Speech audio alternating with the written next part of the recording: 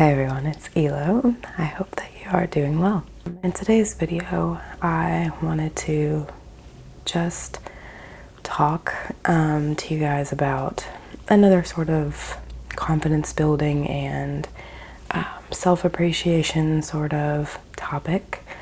I've been doing a few videos in this same sort of vein where I just discuss something that I think is a bit of maybe emotional wisdom or just something that can change your perspective and pull you out of places of depression, self-loathing, and a general lack of self-esteem and self-confidence. As some of you may know, if you've watched my other videos similar to this one, I've had a bit of a tough time coming up socially, especially being someone who's autistic and a little bit different. It's not always easy to fit in, and a lot of times those traumas or just hurtful experiences that we have growing up can severely influence or degrade our ability to be happy and confident and powerful adults. And as I've been going through this process myself, there have been a lot of different steps that I've had to navigate through kind of by myself, somewhat with therapy. I haven't actually been to therapy in a little over a year now, since I moved. But a lot of my life I was actively participating in therapy because I've always wanted to heal.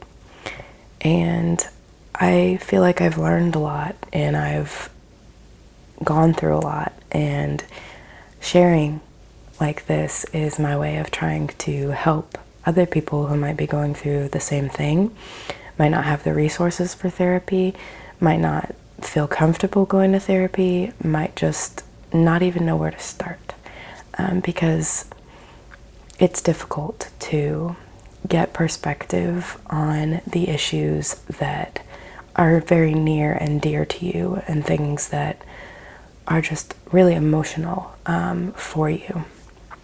So I'm hoping that within this video we can just kind of continue along that trail together, and hopefully, if you've watched the other ones or if this is your very first one, you'll learn something about yourself maybe, or about the world, that will help you just feel more confident, less alone, and more capable. So one of the very important parts of this process is wanting to heal. And while I'm not going to focus on that topic within this video, I do think it's always important to recognize and acknowledge the fact that healing and growing and moving beyond those things that have hurt us in the past only work if you truly want to heal. So some people just really need to get real with themselves about that first. If you aren't actively trying to be a happier person, if you are at a place right now where you just are feeding on the drama or living in the negativity because you feel like, well, really for whatever reason, that is a huge drawback to ever progressing as a human being, becoming a better person, and feeling more whole. So the truth of the matter is that some people are just not happy people, and I don't know enough about medical science and the brain to know whether or not it's a natural phenomenon, sincerely, to just be a more negative person. I don't want to say that everyone can be, happy and go lucky, because I'm truly not sure, and I don't experience what everyone else experiences. However, I personally have dealt with my fair share, more than fair share, I think, of depression and anxiety and suicidal tendencies, thoughts, self-harm, a lot of topics that I don't usually talk about with people in general, because they used to be a little more taboo. And even throughout my life, maybe over the past 15 years, I've seen a lot more acceptance and awareness and recognition of mental illness, and just societal shift towards being willing to admit that you don't feel great. And it's normal to not feel great all of the time. There's no rule or anything that says that we're supposed to be happy all of the time. So that's not the goal here. The main goal that we're going for is just to be, in general, a more positive, happy, and healthy person. That's the main thing, I guess, is you want to exercise your right to be healthy and to feel good. So one of the things that I think is really important towards that end is what we're going to discuss today, which sounds really simple, but I think all of these concepts can sound really simple. You can put a cliche to almost any emotional trouble, and you see that a lot in sitcoms and other media forms. There are plenty of ways that we can shrug off or laugh about these things, and it makes them sound very simple. Oh, just do this, just feel this, don't think about that. Okay, easier said than done, right? So it's really difficult to push past those cliches and connect with the actual meaning and feeling of some of these sentiments. So this one is just appreciating where you've come from, I guess, how far you've come. And I don't mean that in the sense of, oh, I grew up in, such and such town and I loved it or whatever. It's not about appreciating where you've come from in that sense. I'm talking about recognizing and truly appreciating the outstanding changes and milestones that you have accomplished, and you maybe don't even recognize or know how big of a deal those things are. So part of this is something that I've been thinking about, and another part of it was sparked by a book that I've been reading. It's kind of a quick read sort of book called Harvesting the Heart, I believe, by Jodi Picoult. I'm not sure if I'm saying that right. And it's a very sensual and emotionally connected book.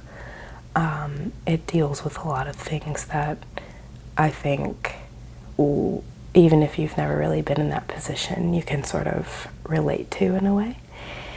And in one moment in the book, one of the main characters, I would consider her to be the main character of the story, because everyone else is sort of in relation to her, I think. She has a moment where she's just kind of losing it and feeling not herself, feeling out of control. And she remembers having read in a magazine that something to relieve stress in those kinds of situations would be to make a list of things that you can do. And that didn't really strike me when I first read it.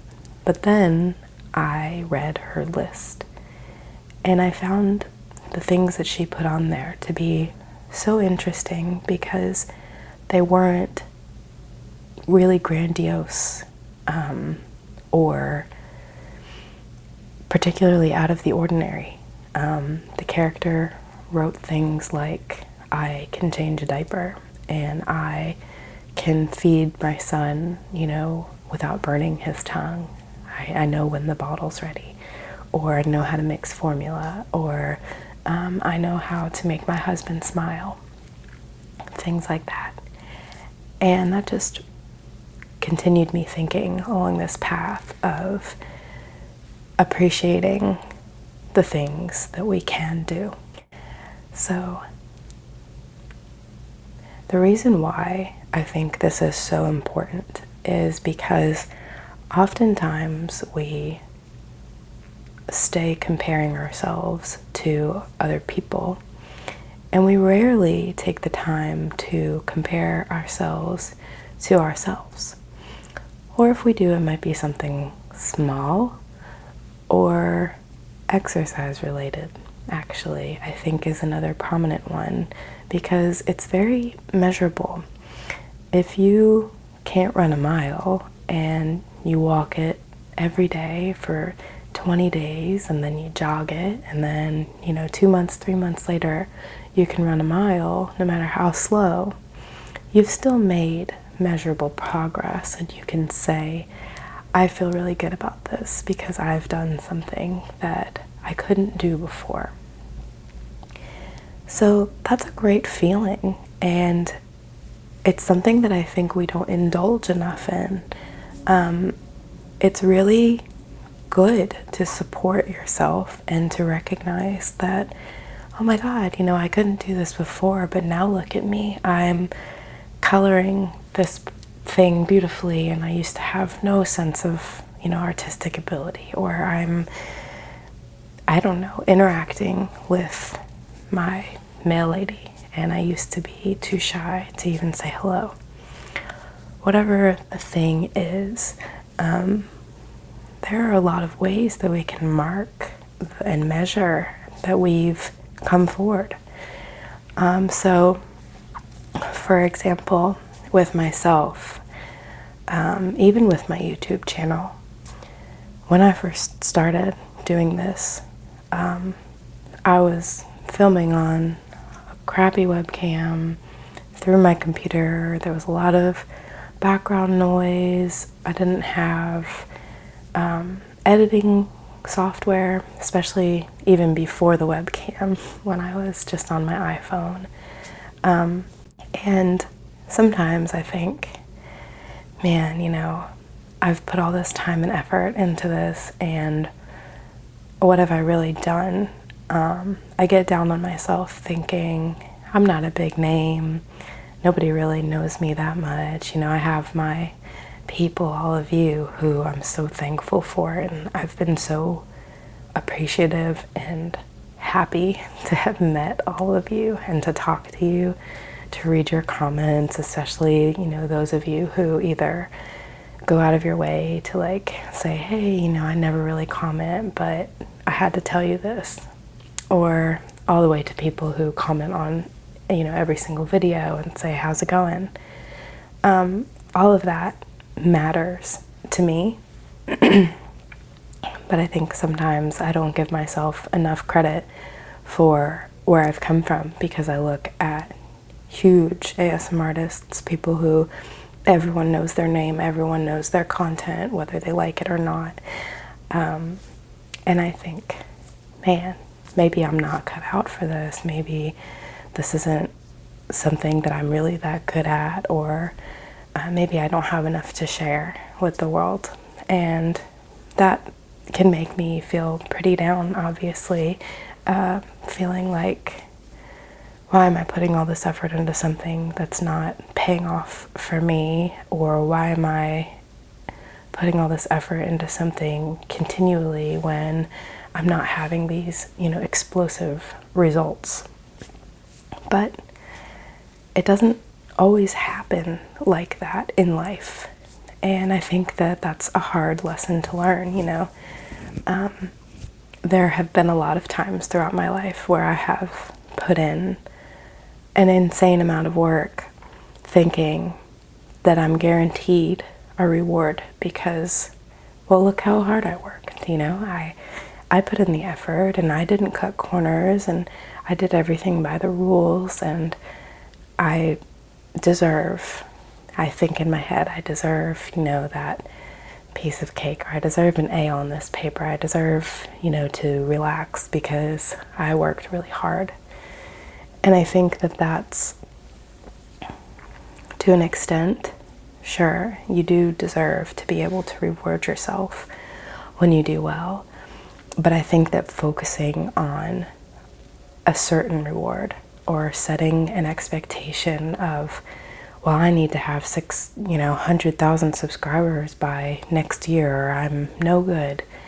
Something like that, that just doesn't necessarily happen overnight, but can still happen with persistence and time. We cut ourselves off too often before that point. We sit here and think, well, you know, I worked out for 3 weeks and I've been putting in all this effort and I've only lost 3 pounds, you know. I feel hungry and I've really pushed my body, and instead of focusing on, hey, I can run a mile now, focusing on, I'm not 20 pounds lighter, how dare the world, you know, do that to me. So we give up a lot, and it's just a shame, because if you can shift your perspective and focus on what you have done. My channel has come so far from where it was when I started. I mean, I had a handful of subscribers and an iPhone and some iPhone earbuds, and that was my whole thing. Now I have this gorgeous camera, the sun is shining, I have the lapel microphone, I have my other mic that I use, get a nice ear-to-ear sound. I have grown so much. You know, I've gained almost 5,000 subscribers, and even though it's been a year, and some people might say that's not a whole lot, you know, or 2 years, I guess now. I think it was January 2017 when I first started my channel, and I wasn't consistent until, you know, sometime in 2018. But I still was slowly making progress, and things have been getting better all the time. And the point of this video is not to talk about my YouTube channel. This is just an example. Show how drastically different your perspective can be based on what you're focusing on. So if I focus on the content quality, you know, the video quality, the audio, all of the things that I've changed and improved, then, I mean, I've come a really long way, and I feel really proud of the things that I've done. So try, I guess, actively, if you have, you know, a goal, something you're working towards, your own YouTube channel, or, you know, just something that's important to you. Try to think about, okay, but what have I done? You know, what has changed? Am I better now at drawing eyes? Am I better at shading noses? Am I better at talking to my brother? Am I better at cooking? Whatever things you've put time into in your life are bound to improve in some way. Even if you're not blowing that out of the water right away, even if you're not hitting some insane goal in a short period of time, don't miss the fact that you are still doing something and you are still putting effort in, and every minute that you put towards a task or a goal is progressing that objective. Even failing at something repeatedly is teaching you what not to do. With every mistake that you make, you've learned something not to do, which is pushing you towards the things that you should and can do. So I think most of all, don't forget to take time to appreciate what you can do, the things that you've done, the differences that you've made in small ways in your life. Those things matter, and you deserve the credit for them, even if they're small, even if you don't think that they're very significant, or even if you feel like they're not applicable to the real world in some way. That doesn't matter. You can still do something that other people can't do. I mean, think about how far you've come from the time that you were a baby. You've learned to eat, to tie your shoes, to clean, to cook, to what to feed yourself. You've learned how to move your body in ways that you couldn't before. You've gained coordination, muscle control, muscle definition. Even if you're not in super buff shape, you have muscles under there. I mean, everything that you do contributes towards you as a human being. And nothing is too small to matter. So the next time, or now, whenever you have time, it's just a really refreshing and nice activity to, you don't have to physically write a list if you don't want to, but you could, or you can just think, consider, what can I do? What are my skills? Or not even skills, but just my abilities as a human being. It doesn't have to be fancy. Some of you know I recently got a job that I'm working, around 4 days a week while I'm doing this on my spare time and also tutoring.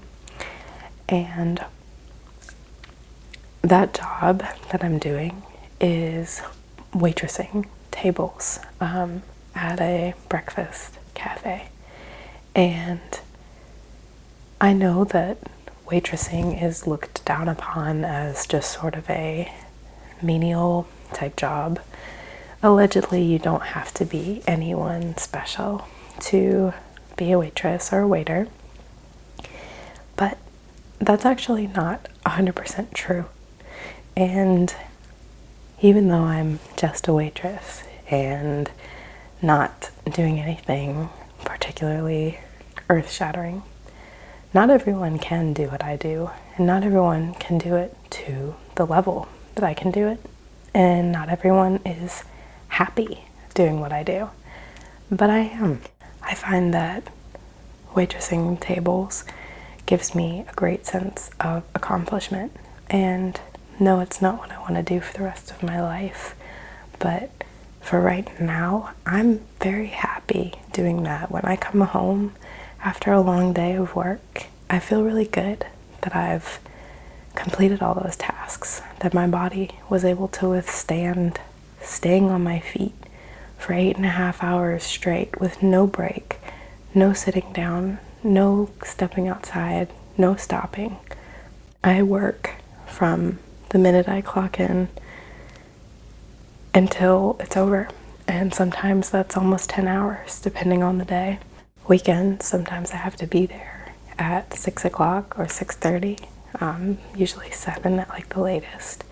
So I'm up at 4:30 or 5 in the morning, and I go get ready, bring myself down there, and I work my butt off. And sometimes I don't get home until 4:45 in the evening. So essentially, from the time I wake up to the time I get home can be like 12 hours. and I'm never stopping. I'm always working hard, and it shows and it makes a difference, and my bosses appreciate it and my coworkers appreciate it, and I feel good about what I'm doing. So I want you all to be able to also feel good about what you're doing. It doesn't matter what people in your life or not in your life, society in general, thinks about what you're doing. If it makes you happy and you're not hurting anyone and you're not hurting yourself, then do it to the very best of your ability. Be proud of what you do and who you are. And you don't have to go around boasting and bragging about how great you are, but you can still feel secure in yourself for what you do. You might be a receptionist, you might be an ultrasound technician, you might be a writer, you might work at a grocery store, you might stock shelves or move packages. Maybe you work for UPS or United States Postal Service. I'm sure that all of you out there have so many jobs that I could never even think of, and they might seem mundane to you. You might not feel special for your ability to do those things, but you should. You should just stop and consider all of the things that you know, all of the things that you can do that no one else can, or that people would need to take a time or effort or mental strength, mental capacity, physical capacity to perform what you do. I want you all to make those decisions for yourself that make you feel better and happier. And I think that it's hard to know what those decisions are if you're not appreciating what you've done and where you've come from and what matters to you. It's a full package. Being confident isn't just something you can pick for a moment and say, okay, well, this thing happened, so now I'm a confident person. That's not how it goes. It's a round concept, multiple parts of who you are and what you believe and what you feel have to be in order and making you feel good for you to snowball that confidence, and it just grows and grows and grows from there. Trust me, I have become so much more confident and happy in the past, I don't know, 4 months. Let me think. November, December, January, maybe 3 months really. Especially since getting my job and everything and putting my best foot forward and saying, like, this is who I am, this is who I feel like, I want these things. I want this kind of hair and these kind of nails and this kind of smile, and I want, to project how good I feel and make other people feel good. And anyone, again, I don't know all the science, so I shouldn't say anyone, but I think that if you've been suffering from depression and anxiety and the things that I myself have also dealt with, and maybe worse, maybe more things that I can't even comprehend. I don't know everything, I haven't felt everything, but I can say that I have felt really, really, really bad. And the fact that I'm still here, standing here today, is honestly lucky. There have been a couple of times that I might not have still been here. And thinking about that now, I still can relate to that person. I'm not that person. I am. And I do live not in fear, but with a little shadowy spot right in the back of my skull that says, you might become just like that again. And that scares me to death because I hated that feeling. I hate those feelings, and they've cycled and recurred throughout my life for as long as I can, not really as long as I can remember, but definitely since I was maybe like 11 or 12 years old.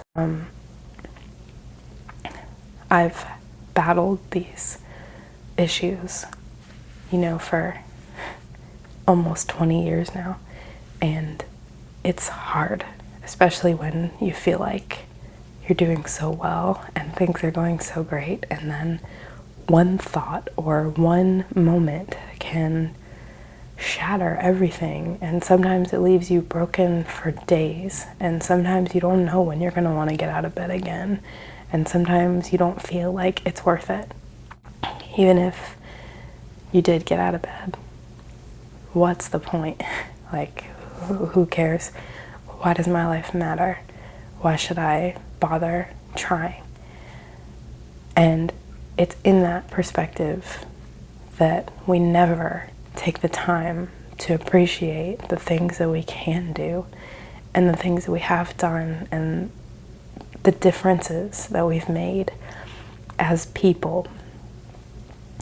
I was not always such a good person. I consider myself a good person, and I feel like since I was a kid, I've had good intentions. I always want to do right and make happiness and never upset anyone or disappoint anyone. I have that naturally built into me, and it's a strength. It also can be a weakness, but it can be a strength, big time. And some people might not be that way. Some people might be a bit more mischievous or malicious, but we all have the opportunity to grow and become better. And that's sort of what I was getting at the beginning. Not everyone wants to be better. Some people are just too comfortable or too lazy or too insecure to even begin being better. And unfortunately, you kind of just either have to cut those people out of your life or recognize that, like, that's how they are. Yes, I can deal with it, or yes, I still love them, but here are my boundaries, like, I'm not going to let this person influence me in this way. I'm not going to feel depressed just because so-and-so is complaining about their life. And that doesn't make you less of who you are either. And this is something I might discuss a little further in a different video, but I'll try to throw up some pictures if I haven't already to show you some of the changes that I've made in my own life. But I used to dress very, I don't want to say gothic, and I don't want to say scene, but maybe somewhere in the middle of those two things. I felt very connected to dark clothing and band t-shirts and the comfort of big cargo pants or jeans or hoodies. I liked showing on the outside that I was unhappy on the inside. I liked being different, and I didn't care that that kind of different wasn't deemed beautiful by society, or that people looked at me and saw more of like a hooligan than an upstanding young lady that I was on the inside. And the reason why I liked those things so much, I guess, was just like I said, because on the inside I didn't feel good. And being edgy and expressing myself through my wardrobe and my black nails and sticking to my tomboy roots and things that I felt like defined me and made me different, an individual, and not just another person bobbing along in the crowd. Those differences meant a lot to me, and also probably to the people who I became friends with and the people that I attracted into my world. And as I've gotten older, I haven't grown out of those tendencies in a way. Like, I still like being a little bit different because I am a little bit different, and I know that about myself. I'm not a cookie cutter kind of girl, and I don't like a whole lot of things that girls are supposed to like or whatever. There's differences about me that help make me who I am, but also help me express myself. It kind of goes both ways. Some of the things feed into who I am, and some of the things just express what I already feel. And as I've gotten older and I've had to modify some of those behaviors or things about myself in order to thrive in the public sphere. For example, when I go to work, I have to take out my lip rings, and as you can see, I only have one at the moment because I don't have another one like this. And the studs, they just unscrew. It's like a stem with a small ball on the end that screws on to like tiny little threads. And even without these nails, it's hard to sometimes thread that ball onto there. And taking them out and then putting them back in every single day is just really annoying and time consuming. So lately I've just been taking this lip ring and using it when I'm not at work. And yeah, I would rather just keep my studs in, especially when I go to work, because they're part of me and they're part of my own self-expression. And when people who know me think of me, I know that that's part of what they think of is my piercings. And it's not that I need them to be myself, but I like them. So I don't want to get rid of them. With other things in my life, like I used to have really crazy hair, and I'll probably show a bunch of pictures of how many different renditions my hair has gone through. Going to my natural color, which this is, and in a cut that is more normal, I guess. I was really scared to do that, honestly. And you might have some of these things too, that it's like, okay, but if I give up my septum piercing, or if I give up my favorite pair of shorts that people don't think are appropriate, or if I stop dyeing my hair pink, whatever the thing is, then I'm gonna lose some, integral piece of myself, and I'm not gonna feel good anymore because these are it's almost like having a suit of armor or something. Like, these are just the things that make you feel more stable as a person. Like, I just feel better when I have my lip rings in because they are part of me. So whatever that thing is for you, I know that I had trouble accepting that I was going to have to get rid of some of those things or modify them.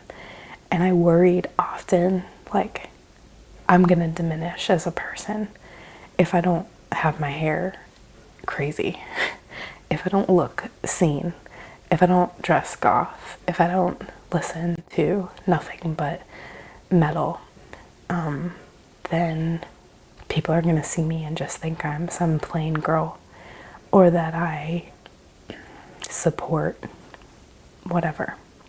Like, oh, I look like this now. I look too conservative, or, people are going to think that I'm X, Y, or Z because of my hair or my whatever. It's taken me a long time, but I've finally come to a place where I can acknowledge that that's not true. Taking away those things that are a part of me doesn't make me less of who I am. And I hope for you that you can also find ways to modify and navigate those things as necessary for your life. So I've given in to the fact that I'm just gonna have my natural hair from now until as far as I can see. And that hurt at first to acknowledge and to be like, oh no, you know, I'm never gonna have that part of me anymore. I'm not gonna have that spunky hair. No one's gonna know me for that. Who am I? You know, I used to fall apart thinking about those things, but now it's really easy to understand that those things don't define me. And anyone who makes assumptions based on how I look, I'm probably never going to get the chance to really be close with them anyway. I'm not going to talk to them. They're not going to know anything about my life, so they don't really have a good picture of me anyway. And I'm still the same, so anyone who talks to me for 5 minutes can tell that I'm not very girly. They can tell that I, you know, have different interests, that I like video games, that I drive a stick shift car, that I like driving fast, and that I'm interested in all kinds of philosophy and English and French and like very intellectual, interesting subjects. It only takes talking to me for a number of minutes or a few days to learn the things that make me who I am. So yes, self-expression is also somewhat important, but you can still express yourself and fit in and not lose who you are just because you're dressed differently than you were when you were 14 or whatever.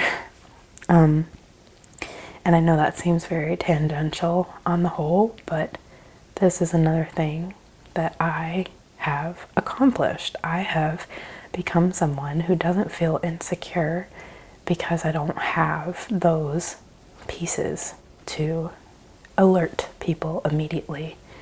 Hey, you know, this girl likes metal. This girl doesn't want to talk about the weather. Like, anyone who is actually going to judge me fairly or make draw any conclusions about me fairly isn't going to be someone who just randomly sees me on the street and makes a bunch of decisions about me. I pass so many people, I wait on so many people every day, and I don't remember pretty much anything about any of them unless they're particularly peculiar or funny or interesting in some way. And I don't think lesser of the people who I don't remember. I don't know them, and we all have to get to a point where we realize that that is how it is. You don't need to be like putting on for every single person that you could possibly run into. You need to be happy for yourself. And I am happy for myself right now, and I'm learning how to be happy for myself, I think, for the first time in my life. And it's taken so many big steps, not just the ones I'm talking about now, but in my previous similar videos, you know, the social identity and emotions and these sort of anti-anxiety discussion videos. Each one of them I've been talking about something that is very real and important and matters towards the process of healing and becoming a happier, better person. So I don't want to ramble too much about things that maybe aren't super on target, but I think that it all makes sense in the frame of the fact that you have to be willing to decide what you're willing to give up and what you're willing or what you need to keep, I guess, to make yourself happy, the changes that you need to make yourself happy. But you're never going to get to that point of inner peace if you don't also respect and appreciate the small, mundane, unimportant things about yourself that really actually matter and have contributed to who you are as a person. So again, I would consider just noting whether it's physical, like the piercings in the hair, or the way that people interact with you, like your name or some other communicative identifier about yourself, or whether that's internal, like how you talk to yourself and what you think about yourself. And moving forward, I've found all of this inner strength, and I'm working to be more confident and happy, and I can think of myself in these positive lights and love myself, like, and say, I'm good at this, I've come this far, look at me, I've made all these changes. I might not be a neuroscientist, I might not be, a famous rapper, I'm not making $1 million every pay stub. However, I've made it through so much crap, and if I want to springboard and triple the good that I've done for myself in my life, I need to appreciate where I've come from and use that as a guide for where I need to go and where I want to go. And that's sort of what I'm in the process of doing right now. And so I just wanted to share it with you guys, and I hope that this wasn't too random or off base. And I know that I didn't have a whole lot of visual aids to be interested in, so I hope that it wasn't too boring, but I just feel really compelled to share these points with you when I can, and even if they don't connect with you immediately right now, maybe at some point in your life something will trigger that for you, and you'll think back and say, oh, okay, like this makes sense to me now. And don't be shy or ashamed if it takes time, because there were plenty of things that I learned in therapy. I learned them in theory. Like, the idea made sense to me, but I wasn't able to fully, truly implement the meaning because it just didn't click for me yet. And some things you just have to learn for yourself, and you have to go through something that makes you think, that's what that means, and like, then when you hear the cliche of like, love yourself, like before I was like, yeah, okay, love myself, whatever. Now I'm like, yeah, okay, that makes sense. Like, if I treat myself well, it reflects on what I'm thinking and how I project to other people. Loving myself, treating myself well, and being who I want to be aren't just important because, like, oh, I have to show everyone who I am. They're important because they change the way that I think and the way that I see the world and the way that I interact with people for the better. And that's truly in my heart what I want. I want to be a functional member of society. I want to be happy, and I want to achieve my dreams. Like, I want to reach my goals. I only have one life, one opportunity to, not to sound like Eminem, but really like one opportunity to do all the things that I want to do. And it's never too late to put your all into what you believe in. I hope that you can feel that way too.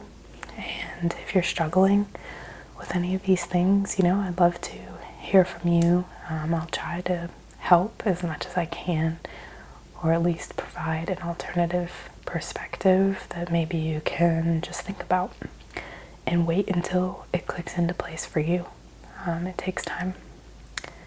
But again, above all else,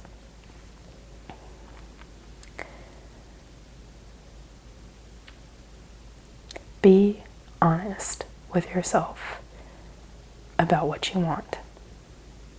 If you want to be happy, then you need to respect yourself enough to put the time and effort into actively trying to be happy. And that doesn't mean smiling when you get a flat tire. Things happen that stink for everyone, no matter how good or bad their situation is. Luck isn't always favoring us, and you deal with stuff. You deal with little stuff like spilling on your favorite shirt, and you deal with big stuff like losing people you love, or getting fired, or being humiliated. I mean, those are huge, life-altering, defining moments. But if you truly want to be happy, then you're going to have all the tools that you need and all the resilience that you need to move forward from those things. Not because they didn't stink, but because you don't want to live in that sadness, and you don't want to sink into the upset of having something spilled on your shirt or being late for an important meeting. Things happen. Life isn't always good. That doesn't mean that it's bad though either. And even if nothing is going well for you, you can still actively try to be a happier person just by pushing away those feelings of suffering, those things that you just sit and drive yourself crazy over. Just stop. I know I said at the beginning it's easier said than done, but this one isn't. This one is just as easy as it sounds. Do something else. Stop wallowing. Stop sitting in sadness and waiting for things to change. They're not going to change because it's up here. If you want to think that something stinks, you will. Even if your whole life is going well, if one thing goes wrong for you and you want to feel like it's terrible, then you will. Or you can appreciate all of the things that you've done, all of the hardships that you've already overcome, all of the strength that you've built over all that time, all that adversity, all of those hard moments. Every time you got a flat and you got better at changing a tire, or you learned something new about your car, or you spilled something on your shirt, but you finally were resourceful and you went into a store and bought a new shirt that you loved in 5 minutes because you had to, and you've never done that before. That's cool. Like, you did something new, and you should give yourself credit for it. So, if you have a hard time with your inner voice, like I did, and like I still do sometimes, think about somebody else talking to you, or think about talking to a friend. Would you talk to a friend the way that you talk to yourself? Would you be as mad at your friend for spilling something on their shirt? Would you blame someone else for getting a flat tire if they didn't know that there was glass in the road? Don't be so hard on yourself when you're not even that hard on other people.